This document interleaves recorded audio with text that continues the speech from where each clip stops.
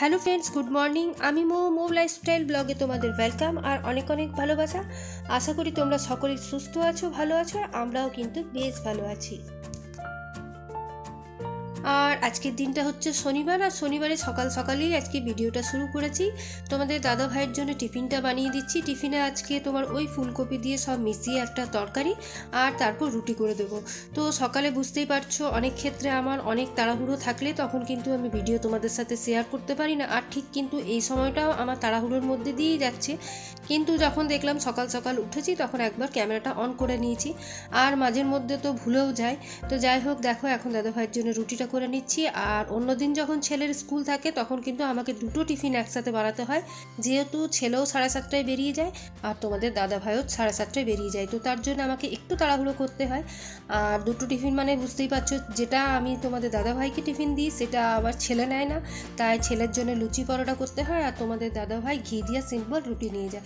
তো চলো এখন ঝটমট রুটি তরকারিটা করে নিই।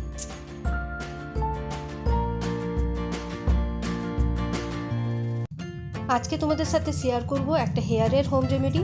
মানে শীতকালে বেশিরভাগ দেখবে ড্যান্ড্রাফ হয়ে যায়, তারপর তোমার স্ক্যাল্পগুলো রুক্ষ হয়ে যায়। তো সেইগুলোর জন্যই আজকে একটা হোম রেমেডি তোমাদের সাথে শেয়ার করব। তো ভিডিওটা শেষ পর্যন্ত দেখতে থাকো, তোমরা দেখতে পাবে যে আমি কীরকমভাবে আমার স্ক্যাল্পের যত্ন নিয়ে থাকি। আর এটা সপ্তাহে একদিন করলেই চলে, আর কিছু না।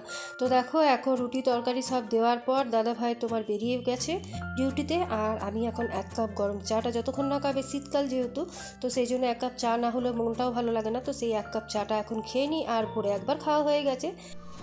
আর আমাদের এখানে খুব সকাল সকালে মাছ বিক্রি করতে চলে আসে, তো সেই জন্যে দেখো আমরা এখানে যারা সবাই এর কাছ থেকেই মাছ নিয়ে থাকি। রুই, কাতলা, ইলিশ যা চাইবে সেটাই পাওয়া যায়। আর এদিকে পুচকুসোনাও রোদে বেরিয়েছে, যেহেতু বুঝতেই পারছো শীতকাল, রোদে না বেরোলে হয় না। আর সবার প্রথম যে কাজটা হচ্ছে, এই রুটি করার পর দেখবে ওভেনগুলো কিন্তু ভীষণ নোংরা হয়ে যায়। ওই রুটির যে পরচনাগুলো থাকে সেগুলো পড়ে চারিদিক ছিটিয়ে যায়। তো আমি কিন্তু রুটি করার পর, মানে জলখাবার করার পর একবার কিন্তু আমি ভালোভাবে পুরো কাউন্টার টপ, তারপর গ্যাস ওভেন যেটা আছে পরিষ্কার করে নিই। আর রান্নার পর হালকাভাবে করলেই হয়ে যায়, তাহলে আমার রান্নার পর কিন্তু এতটা মানে প্রয়োজন হয় না যে ডিপভাবে করতে হবে। তো তার জন্যে যখন রুটি হয়ে যায় তখন আমি ভালোভাবে পুরো গ্যাস ওভেনটাকে, তারপর আশেপাশে যত জিনিসপত্র আছে সব কিছু ভালোভাবে ক্লিন করে নিই। দেখতেই পাচ্ছ সরিয়ে সরিয়ে। রাত্রে যদিও একবার করেছি, কিন্তু সকালে মনে হয় যে আরেকবার করে দেওয়া ভালো। মানে মনের মধ্যে একটা খুঁতখুঁত থাকে। আমার ঘরে আরশোলা, পোকামাকড় এসব কিছু নেই, কিন্তু টিকটিকি আছে। তো টিকটিকির মাঝে মাঝে পটি তোমার পড়ে থাকে। তো সেগুলো একটু দেখবে দেখতে ঘিন ঘিন বা কেমন লাগে। তো সেই জন্য আমি কি করি, সকালে যখন দাদা ভাইয়ের টিফিন বানানো হয় তারপর আমি কিন্তু একবার পুরো রান্নাঘরটা ভালোভাবে পরিষ্কার করে নিই। রান্নাঘর, বেডরুম এগুলো যদি পরিষ্কার না থাকে না, তো দেখবে কীরকম ঘরটা অগোছালো লাগে আর দেখতেও ভালো লাগে না। তো যে জায়গায় আমরা সবসময় বেশি সময় কাটাই, সেই জায়গাটা সবসময় পরিষ্কার সুন্দর রাখাটা হচ্ছে আমাদের কর্তব্য। তো সেটাই করে চলি। আর আমার মনে হয় সব জায়গার আগে রান্নাঘরের সময়টা আমরা বেশি কাটাই, তো রান্নাঘরটা যত ক্লিন থাকবে আমাদের মন মেজাজটাও ততই ভালো থাকবে, তাই না? আর এখন চলো আশিবাসি যা কাজ আছে সেগুলো করে নেওয়া যাক। কারণ তোমার বেডটা ওঠানো হয়ে গেছে। বেডটা সকালে উঠিয়ে দিই যেদিন সময় পাই, আর যেদিন পাই না সেদিন কিন্তু 9টা পর্যন্ত আমার বেডটা পড়ে থাকে। তো এখানে দেখতেই পাচ্ছ ডাইনিং টেবিলের অবস্থা, রাত হলেই এমনি অগোছালো হয়ে যায়। আর ডাইনিং টেবিল পরিষ্কার তো মানে সারাদিনে অনেকবার হয়, যেহেতু খাওয়া হলেই তোমার পরিষ্কার করা হয়। তো এখন আজকে আমি ভাবলাম যে এই ডাইনিং টেবিলের যে এই নিচের জায়গাটা, এটা পরিষ্কার করব। দেখবে অনেক ক্ষেত্রে অকার্যর কারণে না অনেক জিনিস নষ্ট হয়ে যায়। আর এই নিচের যে জায়গাটা, এখানেও তোমার আমার গ্লাস দেওয়া আছে, খুব সুন্দর জায়গাটা। কিন্তু ছেলে আর ছেলের বাবা, মানে আমার বাবু, এরা দুজন মিলে যা পারে এখানে এসে তোমার জমা করে রাখে। যদি আমার ছেলে কুকুরে লেস চিপস যাই খায় এখানে জমা করবে। আর তোমাদের দাদা ভাইয়ের কাগজপত্র যা থাকে এগুলো, তো কিছু কিছু বলছি যে জিনিস অগাত্রর ক্ষেত্রে কিন্তু নষ্ট হয়ে যায়। তো আমার সেটাই খুব খারাপ লাগে। আর এই জায়গাটা সত্যিই বলতে গেলে মাসে হয়তো একবার হয়। প্রতিদিন যে আমি ক্লিন করি তা না, পুরো ডাইনিং টেবিলটাকে পরিষ্কার করি, কিন্তু এই জায়গাটা আমার একদমই হয় না। তো তাই আজ ভাবলাম ভালোভাবে এই জায়গাটা প্রথমে ক্লিন করি। আর পুরো কাঠের ফ্রেম, তো কাঠগুলোকেও যদি না প্রত্যেক দিন তুমি পরিষ্কার করো, তো একটা ধুলোর আস্তরণ পড়ে যায়। তো আমি কিন্তু জল দিয়ে পরিষ্কার করি না, আমি কলিন দিয়েই করে থাকি। কিন্তু আজকে তোমার একটু কাপড়টাকে ভিজিয়ে নিয়েছি, যেহেতু প্রচুর পরিমাণে ধুলো পড়েছে। আর ওই যে বলেছি রোড সাইডে একদম আমার বাড়ি, তো প্রচুর ধুলো হয়। আর শীতকালে দেখেছি আমি ধুলোর পরিমাণটা একটু বেশি। তো যাই হোক, চলো এখন টেবিলটাকে ভালোভাবে পরিষ্কার করে নিই।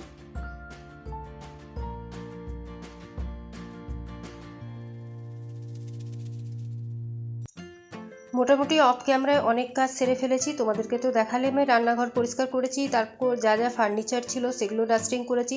প্রতিটা খুঁটিনাটি দেখানো তো সম্ভব নেই এই 10 থেকে 15 মিনিটের ভিডিওতে। তো যাই হোক, সেগুলো আজকে আর দেখালাম না। আজকে টেবিলটা পরিষ্কার করলাম, সেটাই তোমাদের সাথে শেয়ার করলাম। আর এদিকে দেখো, এখন টেবিলটা খুব ভালোভাবে পরিষ্কার করে নিচ্ছি। আর টেবিলটা সারাদিনে হয়তো 5 থেকে 6 বার পরিষ্কার করা হয়, যেহেতু খাওয়া হয় এটার মধ্যে। তো আমাদের নিয়মে যদি কিছু খাই তখনই একবার টেবিলটাকে ভালোভাবে পরিষ্কার করে নিই। আর আজকে ওয়েদারটা একটু মেঘলা মেঘলা আছে বলে তোমার কিন্তু ক্যামেরাটা তো কীরকম আবছা আবছা আসছে, বুঝতে পারছি না ক্যামেরাটা এরকম হচ্ছে কেন। তো যাই হোক, চলো এটা পরিষ্কার করার পর এখন ভালোভাবে ঝাড় দিয়ে তারপর ঘরটাকে মুছে নিই।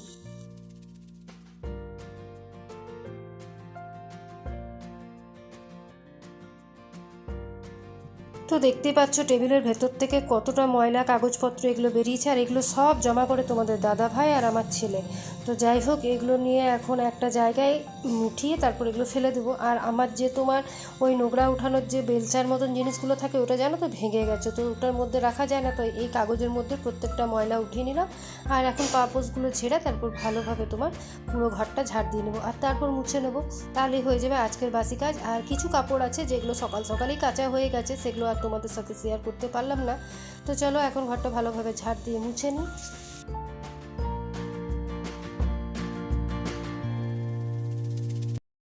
তো ঘরের সমস্ত কাজ সেরে এখন চলে এসেছি আমার স্ক্যাল্পের যত্ন নিতে, যেটা তোমাদেরকে বলেছিলাম যে তোমাদের সাথে শেয়ার করব। তো দেখো আমি কিভাবে আমার স্ক্যাল্পের যত্ন নিই আর ড্যান্ড্রফ মুক্ত থাকি। আর এটা ইউজ করার পর আমি খুবই ভালো উপকার পেয়েছি, তার জন্যই তোমাদের সাথে শেয়ার করছি। আর আমি যে কোনো জিনিস নিজে না ইউজ করা পর্যন্ত তোমাদের সাথে শেয়ার করি না, যেহেতু পেয়েছি উপকার তাই তোমাদের সাথে আমি শেয়ার করছি। আর আশা করি তোমাদের এটাও উপকার লাগবে, তোমরা একবার ইউজ করে অবশ্যই দেখো। তো দেখো, এর জন্য যে উপকরণগুলো লাগবে সেগুলো হচ্ছে একটু টক দই পরিমাণ মতন, যার যেরকম পরিমাণের চুল বা স্ক্যাল্প সেটা, আর তার সাথে পাতিলেবুর রস, আর অল্প পরিমাণে মধু, খুব বেশি মধু দেবে না, অল্প পরিমাণে মধু, আর তোমার নারকেল তেল, যে কোনো নারকেল তেল দিতে পারো। তারপর এই মিক্সারটাকে ভালোভাবে মিশিয়ে নেবে। আর এটা তো জানোই যে টক দই আমাদের কন্ডিশনারের কাজ করে, আর চুলটা খুব তোমার সিল্কি করে, ফ্লাপি করে, খুব সুন্দর একটা স্ট্রাকচার দেয়। তোমরা লাস্টে দেখতেই পাবে চুলটা শুকোনোর পর। তো এই কতগুলো উপকরণ ভালোভাবে এখন আমি মিক্স করে নেব।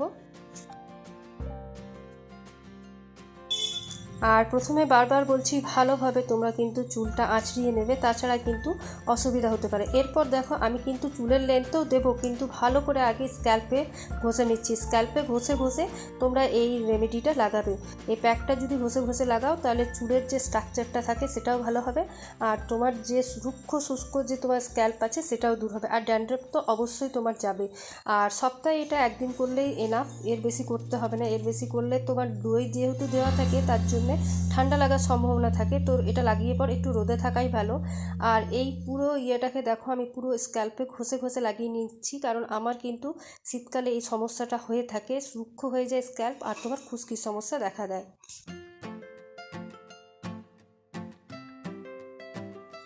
এরপর দেখো, পুরো মাথাতে আমার লাগানোর পর স্ক্যাল্পে লাগানোর পর এখন আমি 5 থেকে 10 মিনিট এরকমভাবে স্ক্যাল্পটাকে ম্যাসেজ করব। তাহলে কি হবে, তোমার পুরো মাথাতে যে প্যাকটা লাগানো হয়েছে সেটা তোমার পুরো মাথাতেই হয়ে যাবে। তো সেই জন্য আমি ভালোভাবে স্ক্যাল্পটাকে দেখো এখন ঘষে নিচ্ছি এরকমভাবে। আর একটা ম্যাসেজ করার একটা ট্রিক থাকে, এরকমভাবে যদি তোমরা করো তাহলে কিন্তু পুরো স্ক্যাল্পটা ম্যাসেজও হয় আর ভালোও থাকে। তো দেখো, এখন আমার পুরো প্যাকটা লাগানোর পর এখন চুলটাকে আটি সাটি করে ভালোভাবে উঠিয়ে বেঁধে রাখবো। ওই আধ ঘন্টা মতন, আধ ঘন্টা পর আমি ভালোভাবে ঠান্ডা জল দিয়ে চুলটাকে ওয়াশ করে নেব। আর যেটুকুনি প্যাক আমার বেঁচে গেল সেটা আমি হাতে মুখে অ্যাপ্লাই করে নেব, শুধু এর সাথে একটু বেসনটা অ্যাড করে নিলাম, আর কিছু না। আর এটা ট্যান যেতে কিন্তু ভীষণ কাজ করে, যেহেতু বললাম যে তোমার ওই লেবু আর তোমার ওই টক দই এই দুটো জিনিস কী উপকারী সেটা তোমরা ভালোভাবেই জানো। তো দেখো, আমি পুরো এটা মুখে অ্যাপ্লাই করে নিচ্ছি। আর এটা লাগানোর পর যখন আমি স্কিনটা ধুয়ে আসবো তোমরা নিজেরাই বুঝতে পারবে যে চুলের আর মুখের স্ট্রাকচারটা কতটা চেঞ্জ হয়েছে। তো এখন দেখো, মুখে ভালোভাবে আমি পুরো ফেস প্যাকটা ইউজ করে নিচ্ছি। এই প্যাকটাই কিন্তু আমি দেখো চুলেও ইউজ করলাম, আর মুখে যখন ইউজ করছি শুধু একটু বেসন বেশি নিলাম।